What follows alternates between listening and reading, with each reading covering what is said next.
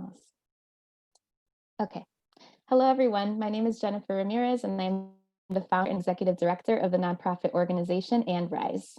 At And Rise, we believe that women thrive on building and sustaining strong connections with one another, some of which assist in forming our futures. In order to help facilitate these bonds, we're passionate about highlighting inspirational stories of triumph and motivate all that attend our events to accomplish any and everything they want in life, personally and professionally. To learn more about And Rise and how we empower trauma survivors, please visit our website at www.womenrisechicago.org.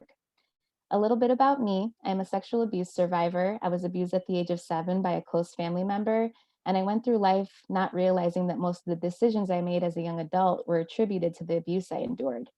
My abuser is a narcissist, and I was in toxic relationship after toxic relationship with narcissistic men. I used to settle for men who treated me badly, cheated on me, used me, and abused me emotionally, physically, and financially.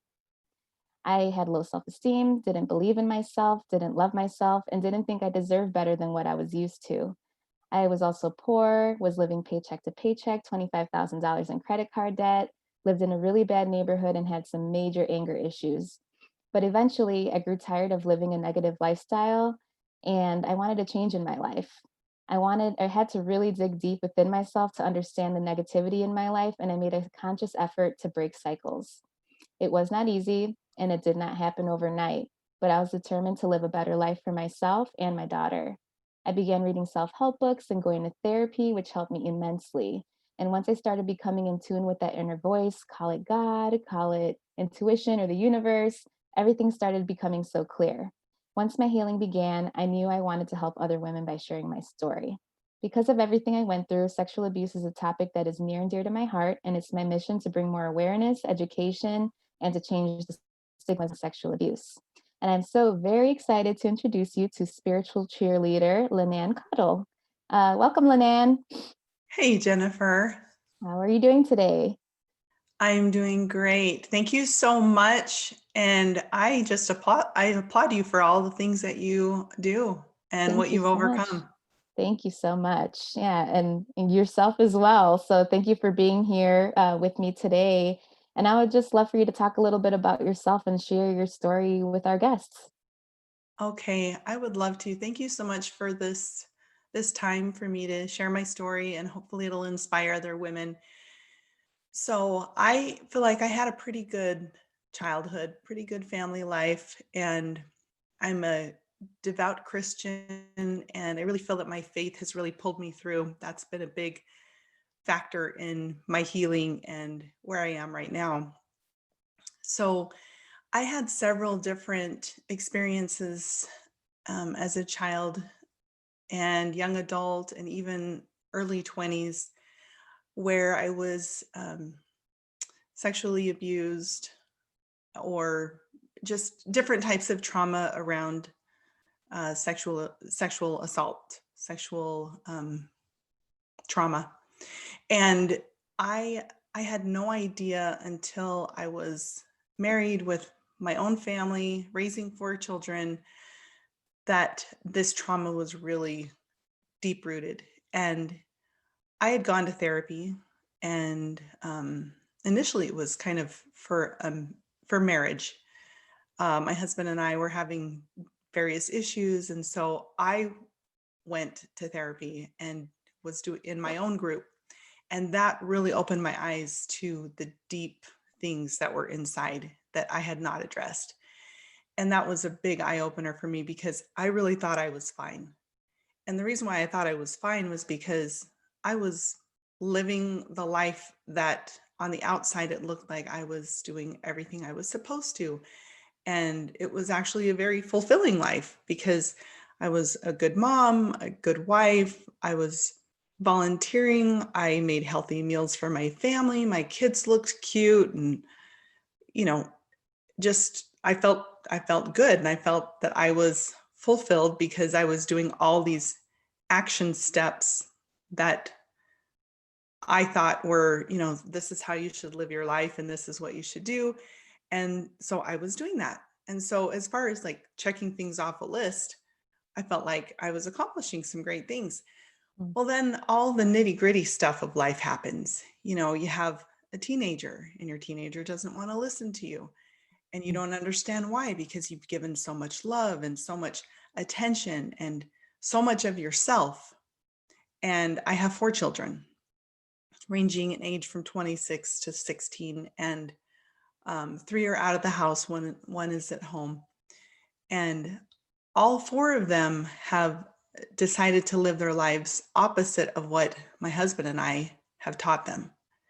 And that's probably been the biggest eye opener for me, because I had put so much effort and faith, for lack of a better word, in their choices and what I kind of expected them to become, Mhm. because that is what I identified with, that my role as their mother would be, if I did everything I was supposed to, then they would turn out how I wanted them to. Right. And so that is one of the biggest lessons I have learned, is that my identity is my own. It's not my role as a mother. And that's just one thing. I mean, so many people take their identity and, if you think about the word identity, some people don't really understand what it is. And I have to say that so many people think their identity is their role as a mother, or they have a child with autism and that's their identity, or they have a health problem, or someone in their family has a health problem and that becomes their identity, because they're so hyper focused on it that that is how they live. That's what they think about. That's how they spend any extra time, or maybe all of their time, researching. And I mean, one of the things that I've been really, I have a funny relationship with money. I grew up really poor. My family was pretty poor. We were happy and we had food. I mean, we had a farm, we had farm animals, so we lived a lot on our own, um, by our own efforts and things. Right. But so many people have this confusion about who they really are. And when I realized that I was struggling so much on my kids and their choices, that that really was the moment when I realized I had so much to work on. I had incredible guilt because I thought it was my fault. I did all the things religiously that I could think of: prayer and fasting and scripture study and extra attendance at the church and attending my temple, and all of these things that I knew were supposed to help me. And they didn't help. I was crying every day. I was really sad and I couldn't shake it. And you don't know me personally, but I'm a pretty happy person. I'm really flexible. I can have fun. I'm spontaneous.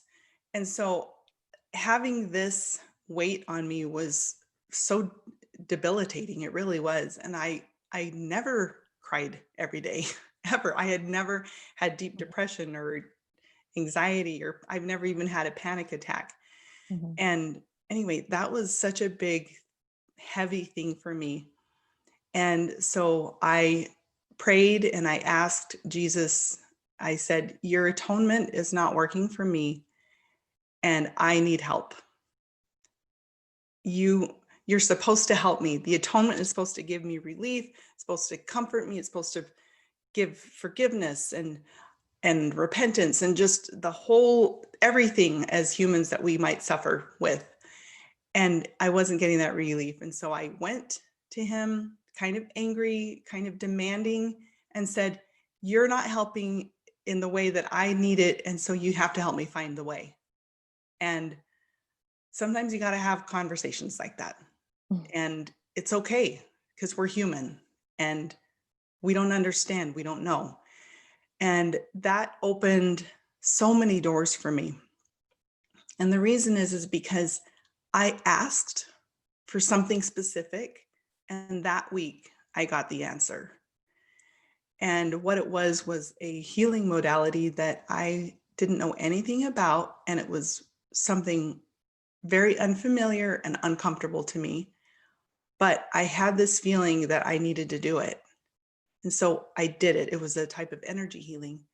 And I did this. And what was revealed was that my subconscious, basically when I was 5 years old, I started to believe that I wasn't worthy. So consciously, I know that the atonement, and I don't know if you're religious or not, but the atonement means that Jesus Christ is going to, um, basically, his love is for everyone. It's all encapsulating for everyone. Any grief, any hardship, any sickness, anything that we might feel. That's what it's for. Mhm. Well, somehow when I was 5 years old, that's what I believed. And so consciously, I knew that it was for everybody and it was for me too. And that I'm a human, I came to this earth and it's for me too. But that 5 year old subconscious self was winning. And so I did the energy healing and it was the most amazing thing because I was able to shift that belief through the energy healing.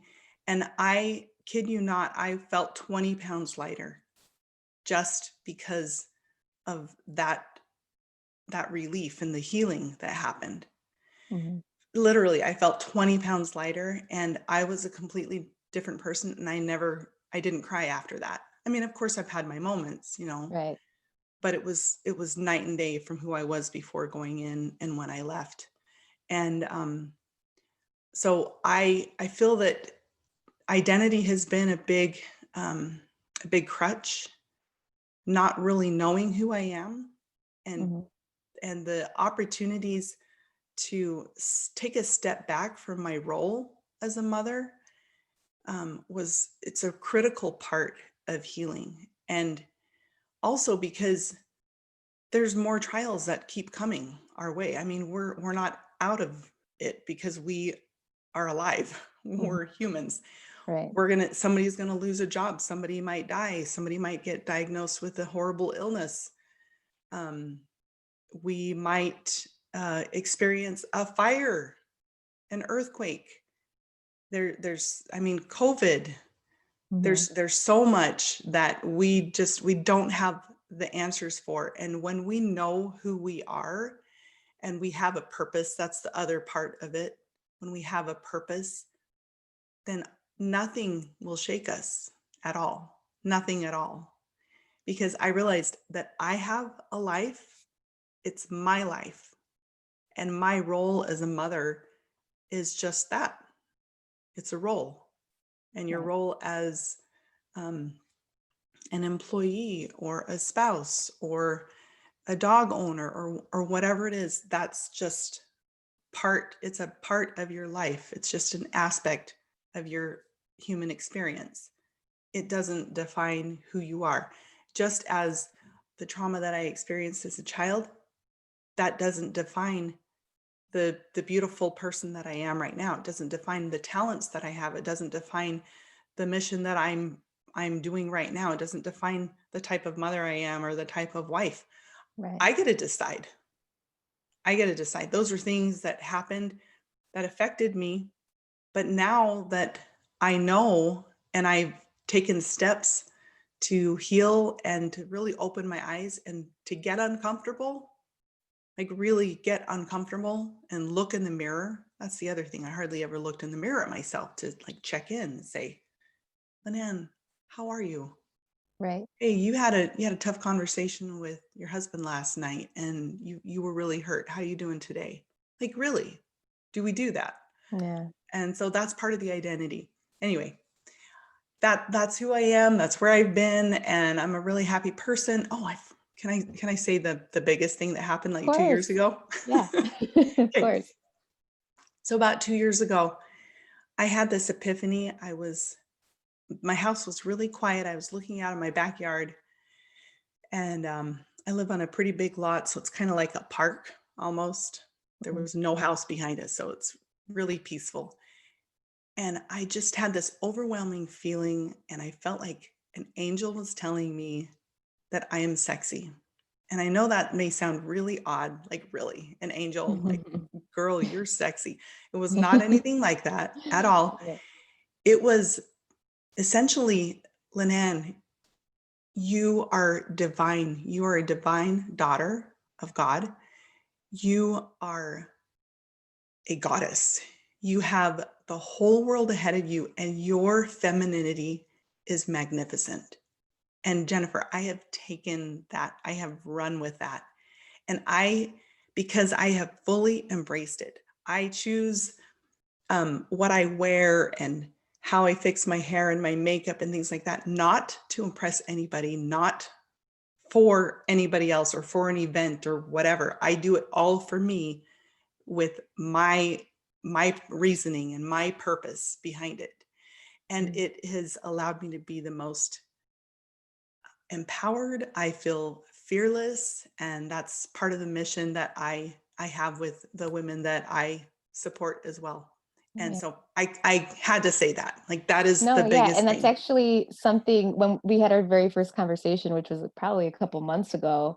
That was one of the first things you told me. You're like, "I'm a sexy mama," and and I was just like, "Wow!" Like that was something that just stuck out to me because you don't hear that confidence from women a lot, which is sad. And especially women that have been through trauma, it's Yeah. even less likely because, like I said in the beginning of this, I suffered from low self esteem and not loving myself and not ever thinking that I deserved more than what I was settling for, and Yeah, I took a lot understand. of things to get here now where I'm like, okay, no, I deserve the best in the world. And, it took a long time though.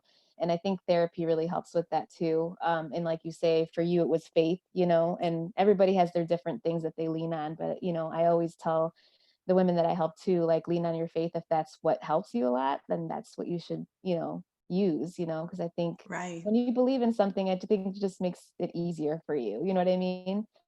Yeah, because Um, it kind of takes you out of the equation, that you're not the problem.